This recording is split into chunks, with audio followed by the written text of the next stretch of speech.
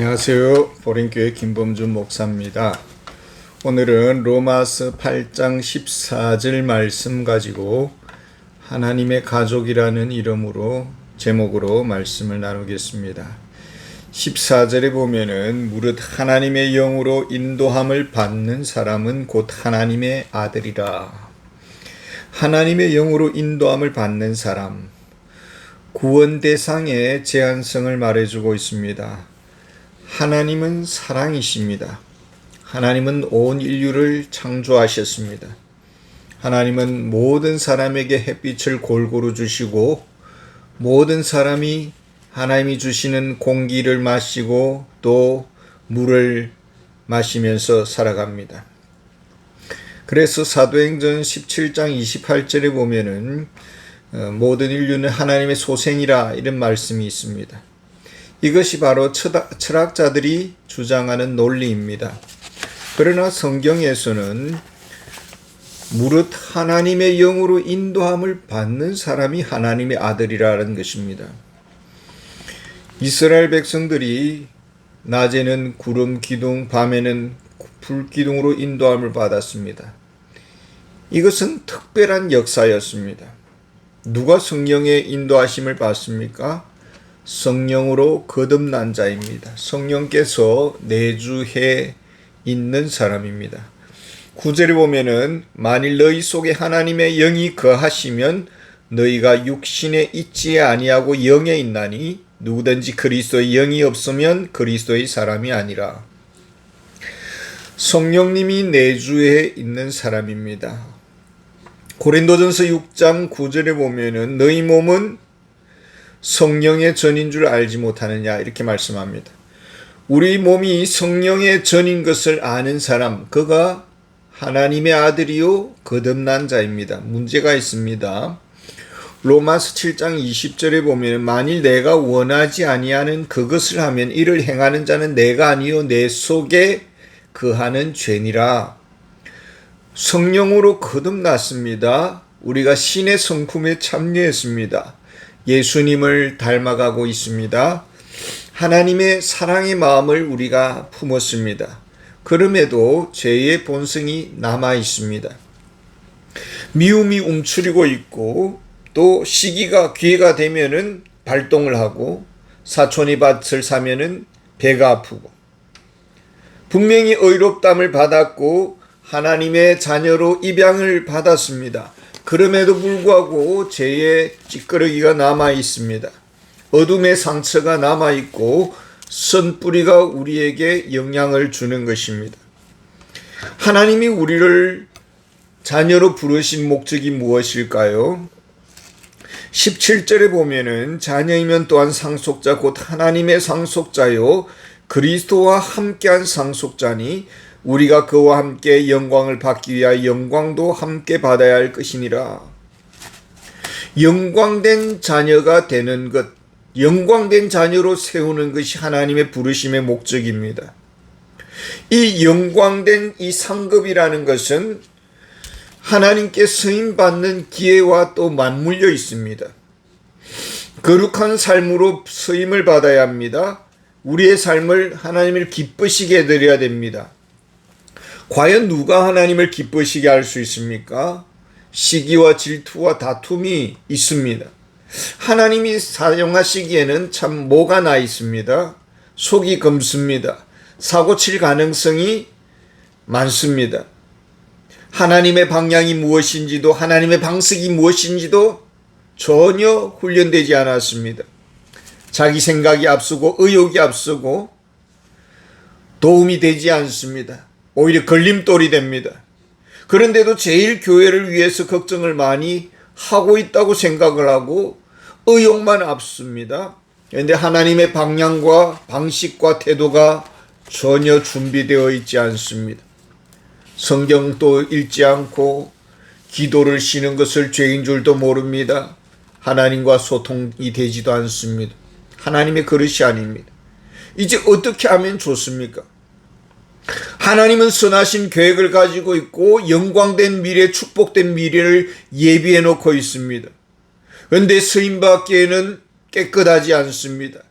부작용의 가능성이 너무나도 높고 위험 요소가 많습니다. 언제 송곳이 튀어나올지 모릅니다. 언제 폭력성이 발동될지도 모릅니다. 그래서 하나님께서 이스라엘 백성들을 40년 광야 생활을 하도록 허용하셨습니다. 순종의 사람으로 길들이고 하나님 앞에 서 있는 영적 의식, 태도의 변화를 가져오도록 했습니다. 하나님 중심적 사고의 전환이 필요했습니다. 변화가 필요했습니다. 거듭났고 새로운 그릇으로 변화되어야 되는 것입니다. 죄라면은 근처에도 가기 싫어해야 합니다. 어느 상태에 이르러야 합니까? 13절에 오면은 너희가 육신대로 살면 반드시 죽을 것이로되 영으로서 몸의 형실을 죽이면 살리니 죄에 대한 적대적인 태도를 취해야 한다라는 것입니다.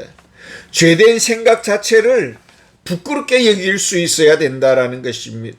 그리고 죄와의 사투가 필요합니다. 살아도 주를 위해서 살고 죽어도 주를 위해서 죽는 결단이 있어야 됩니다.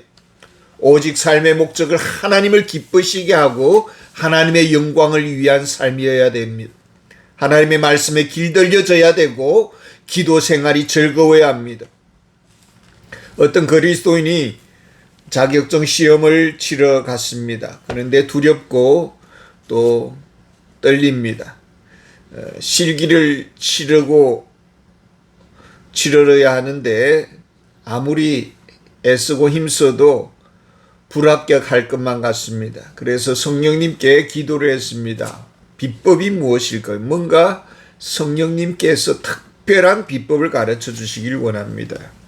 그랬더니 성령님이 주시는 말씀이 합격을 하든 불합격을 하든 그것이 중요한 것이 아니라 너의 마음속에 평안함이 있느냐라는 것입니다. 불합격해도 마음이 평안하면 좋습니다. 근데 아무리 성공적인 인생을 살고 목표를 이룬다 해도 평안을 잃어버린 사람은 오히려 실패자와 다름없습니다. 이런 마음을 성령님이 주셨습니다. 그리고 성령님이 평안한 마음을 주심으로 인해서 시험을 잘 통과했다는 이야기가 있습니다. 우리는 성령의 인도하심을 받습니까? 14절에 보면 무릇 하나님의 영으로 인도함을 받는 사람은 곧 하나님의 아들이라. 이사야서 30장 21절에 보면은 너희가 오른쪽으로 치우치든지 왼쪽으로 치우치든지 내 뒤에서 말소리가 내 귀에 들려 이르시기를 이것이 바른 길이니 너희는 이리로 가라 할 것이며 성령께서 뒤에서 말씀하십니다. 음성을 들려주시며 이 길이 바른 길이라 하고 말씀하십니다. 우리의 모든 만남, 우리의 모든 회의를 위해서 얼마나 우리는 기도를 합니까? 하나님의 음성에 얼마나 귀를 기울입니까? 우리가 직면한 이 문제에 대해서 하나님께 여쭈었습니까?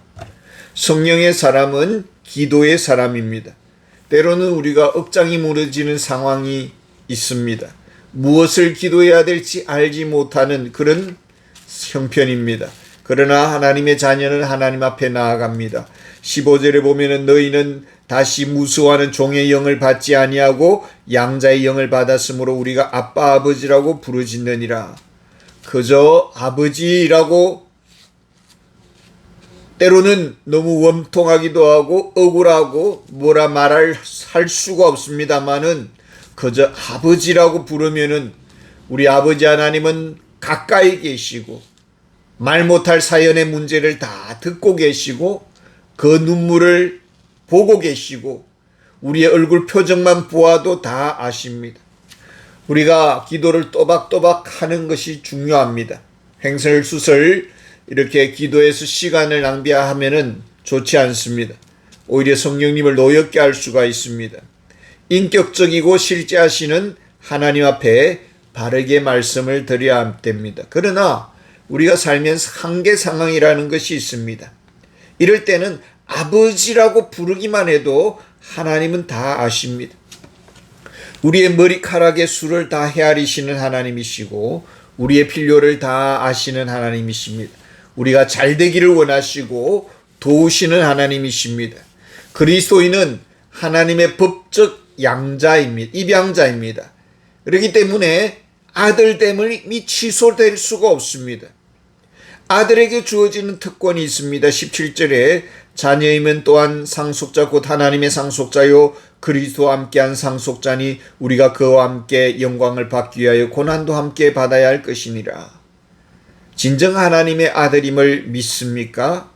그렇다면은 아버지 하나님을 위해 주를 위해서 당하는 핍박이 있습니다. 그러나 이것을 핍박으로 받아들이지 아니하고 저주로 받아들이지 아니하고 축복의 지름길로 받아들입니다. 고난의 가면을 쓰고 찾아온 축복의 문으로 받아들입니다. 진정 하나님의 가족입니까? 그렇다면은 성령 안에서 하나님의 인도함을 받은 형제 자매는 우리의 가족이라는 이 사실을 잊지 말아야 되고, 우리는 범사에 성령님께 큰 일이든 작은 일이든 엽죽고 그렇게 살아가는 것이 하나님의 자녀들의 모습인 줄 믿습니다. 감사합니다.